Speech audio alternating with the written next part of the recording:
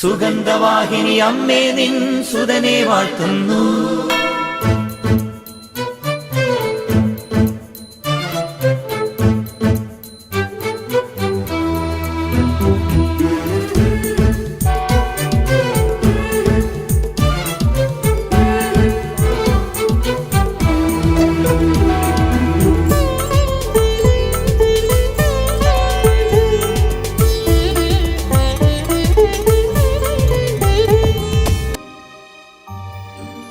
സ്നേഹമുള്ള സഹോദരങ്ങളെ, പ്രഭാതവന്ദനം.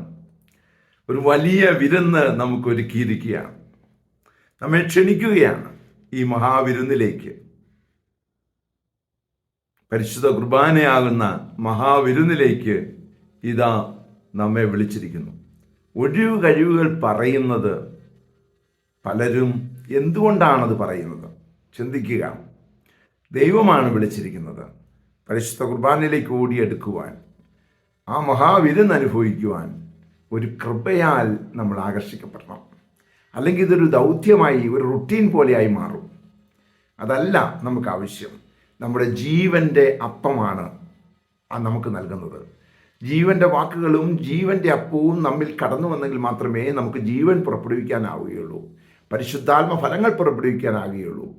അല്ലെങ്കിൽ നമ്മുടെ ജീവിതം വെറും ഭൗതിക ജീവിതമായി മാറും.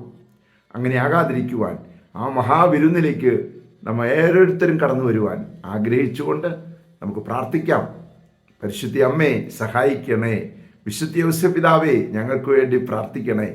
പരിശുദ്ധാത്മാവേ എഴുന്നള്ളി വരണേ. പരിശുദ്ധ പരമ ദിവ്യകാരുണ്യത്തിന് എന്നേരവും ആരാധനയും സ്തുതിയും പുകഴ്ചയും ഉണ്ടായിരിക്കട്ടെ. ആമേൻ. നമ്മുടെ കർത്താവായ യേശുക്രിസ്തുവിന്റെ കൃപയും പിതാവായ ദൈവത്തിന്റെ സ്നേഹവും പരിശുദ്ധാത്മാവിന്റെ സംസർഗവും സഹവാസവും സ്നേഹവും ശക്തിയും കൃപയും എല്ലാ അനുഗ്രഹങ്ങളും സമൃദ്ധമായി നിങ്ങൾ ഏവരോടും കൂടെ ഉണ്ടായിരിക്കട്ടെ, ഇപ്പോഴും എപ്പോഴും എന്നേക്കും. ആമേൻ.